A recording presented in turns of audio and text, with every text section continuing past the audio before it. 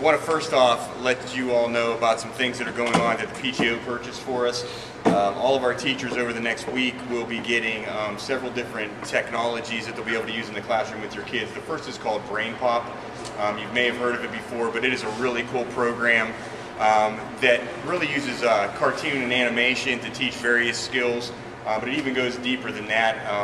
I originally got it as an app for my iPad, and I was only able to see videos of certain skills, but you actually can go deeper into lessons and things, and they use animation to help teach sciences and different things. So that's something that teachers are going to have access to now that we purchased with school money. But the PTO also purchased something called Science A to Z, which is a science program that our teachers will have access to in the classroom, whether they have a smartboard or not. That will be a tool that they can use every day. Plus something called Vocabulary A to Z, which ties into some really cool ways to integrate vocabulary into the classroom. So hopefully you're going to start to see, if you haven't already, the use of more vocabulary webs where students will be seeing words and then they will have to find different information based upon that word. A lot more activities during workshop time to tie into key vocabulary, but that's a new program that we actually just purchased yesterday. So that'll be a new tool that we'll be able to use in all of our classrooms, K through 5 as well. In addition to that, the PTO bought us 3 more Fontes and Pinnell benchmark assessments kits. They purchased 2 per grade level last year, and they bought us 3 more to help us this year. Basically what they are, these are benchmark assessments that we give our kids throughout the year. So when you hear like your child's on a level K or things of that nature, that's based on these benchmark assessments, and it's a way for us to, throughout the year, see where a student is and kind of show that growth, and it creates level reading based upon that. So they purchased 3 more of those. Those aren't here yet. We just, again, purchased those yesterday. So those are... Yes. I mean, I don't no, go ahead. Everybody else knows the answer. Yeah. But we get an assessment, you're on level G, and then we do the AR test, and you're reading at 6th grade level. Right. And so when you do your AR test, you should be reading books 4th and 5th grade, but then the level G books for the computer math kids are incredibly simple, and it doesn't seem to me like we're having a focused, so I asked the teacher, I said, well, okay, you pick a level, I mean, you said 2 assignments, so where do we focus? Right. And I asked, and I got very confused answer, and it said, well, he's not fluent. It seems fluent to me, but he's not, so for the fluency, she wants him to do G, which is lower, okay, but done on the computer and not read out loud. And for AR, it's read out loud and much higher, which doesn't make sense. And how do we resolve it? Yeah, I don't know. The AR to me is oftentimes inflated in my mind. Yeah. So we try to look at multiple data points. So one in and of itself is not the be all and all. So it's not that concrete when you look at reading. So what we look at is we try to look at all of them together. Right. And as you create that triangle, you try to find it somewhere in the middle of that area. Even in regard to the AR, I'm not even sure, and again, I'm not going to jump into what a teacher said because I really don't know the depth of what's going on. I don't know if you're talking about Dwayne or your younger son. So that's why he's reading aloud. I was going to say, I'm not even sure why he's reading aloud the AR to you. I think what you need to look at as a parent is what you see as fluent, and if you see that he's not at his frustration level, but you're still challenging him, that's the material I would work on. I agree, yeah. But if he has RAS kids, that's simple and fun and way too easy. And he just likes it. And he wants to do that. That's yeah. the way to go. So I've asked the teacher, not that she says, well, he has to work with them. It doesn't make sense. I agree, we take multiple data points and pick something in the middle. Right. And now the question would be, and I don't know enough about RAS kids to answer this yet, but there may be a way to coordinate it because that's leveled. So as a child performs well on RAS kids, they should be getting more difficult levels within that. So I don't know if you can go in and say, all right, we're feeling like this is too easy and he's performing way too well on it, that we can jump him multiple levels. To me, it would make sense that you could do that in the program. No, but I mean, but a teacher should be able to easily. So I can check on that. I don't know for sure. I've never gone in and manipulated the program, but to me, since it's leveled, you would think that you would be able to go in and manipulate that and say if G's too easy, they're getting 100s on everything, we can raise the bar for that child and just try to find out where that frustration level is rather than have them go through. It's kind of like extra math. If you've had your kids go on extra math before, you can go in and manipulate it as a parent if you play with it, but if you start off, it starts off in basic edition, which can get very monotonous. It did for my 5th grader when he was doing it, so he actually stopped doing it. So, yeah, but there may be a way to do it. I'll check on it. There's been an issue with that website too. Miss Woods told me about that. We can't get on it either. So it could be just more people. More people may be finding out about it, and it may be because Diana Woods sent an email out to all her parents just 2 days ago saying that I knew that there was some trouble with it. Yeah, it'll let you get started, and then it gets you so far, and then it bumps you out and sends reports, and bumps you out and sends reports, and you can't finish anything. Okay, I'll check on that Raskiz thing for you. Oh, you answered my question. I can go back to this actually. Maybe yeah, I just don't know the capabilities of it, but to me that would make sense that the program would be designed to do that. Yeah. So okay.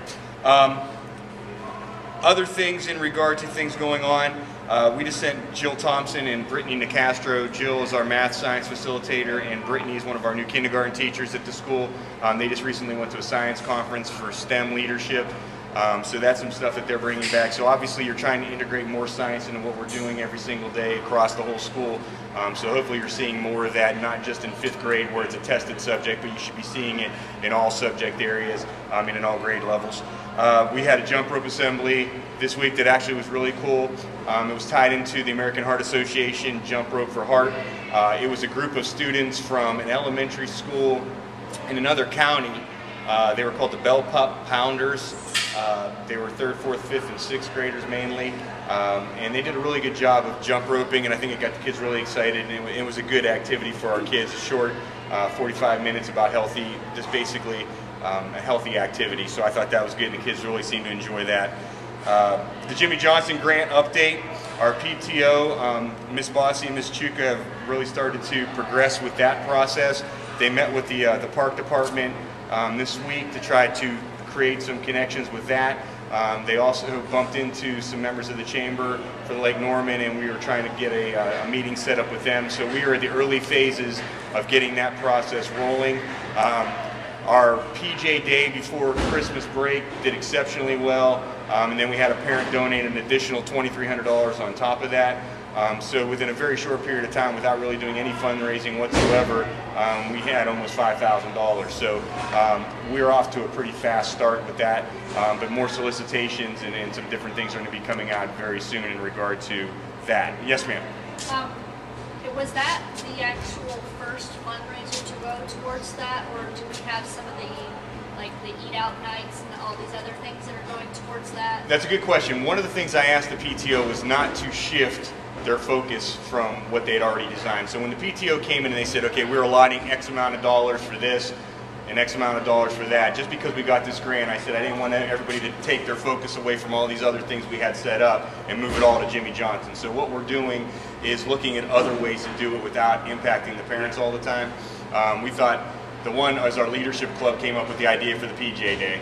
And we thought that was an easy way kids could participate, pay $1, everybody would be involved, and it was a quick way to, you know, put all that money towards something else. So we'll probably end up doing a few of those throughout the year.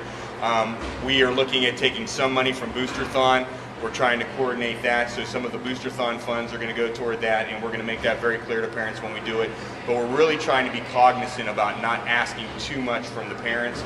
I've done an application with Rubbermaid and Lowe's to try to get funding from them as well. So we're trying to see what other resources we have prior to saying, you know, we're going to do another specific drive or move something else, because I still want to get smart boards in all of our classrooms. We still need more technology, and these things have already been earmarked. So I would hate to take our focus away from those things just because of the grant. And we have a year.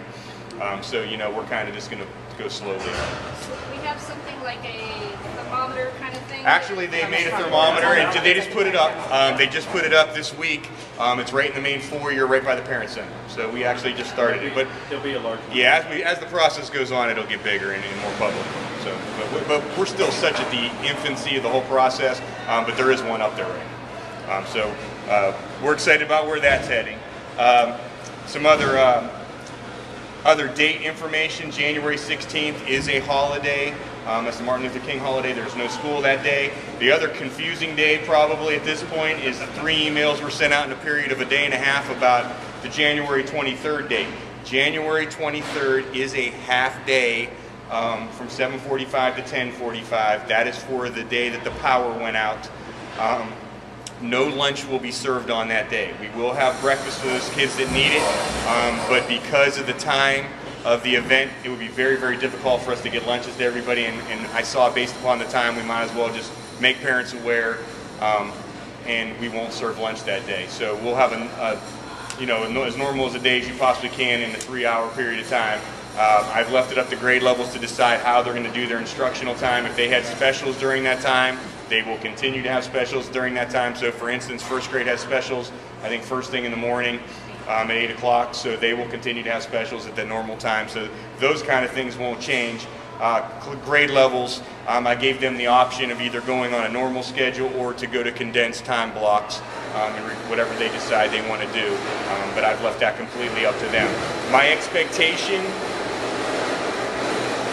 expectation is that we will have a very low turnout. So we will make do with what we have, and you know, we'll do the best we can in that regard. After school is open on that day, so that is another thing that we will be doing, another Connect Ed. We've already done one Connect Ed and the Hawkeye Blast. We'll do another Hawkeye Blast and another Connect Ed before the dust settles. But after school will be in session, and they actually have a field trip scheduled that day, so that will be normal. The key thing for after school folks is that they need to bring their lunches on that day. So the after school coordinator will be in touch with the after school parents to make them aware of that. But that'll be really the only big changes in that regard, and that again is the makeup day for the power going out on that one day. And there's only 3 schools that are dealing with that. It's us, Huff, and Cornelius.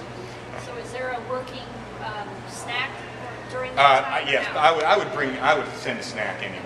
Yeah, because you're still going to be eating breakfast at 6 o'clock in the morning. Do the teachers have to finish out the day? Yes, it is. Because it was their work day. It was a work day, and it was actually, yes, they'll be here the rest of the day. And it was actually designed as a Common Core learning day, so there's things we have prepared for them on that day. So that is an actual teacher work day. It was one of the 5 days that they re-added back into the calendar based on what the state did right before the legislature broke at the end of the year, which was, you know, one of the hot debated items.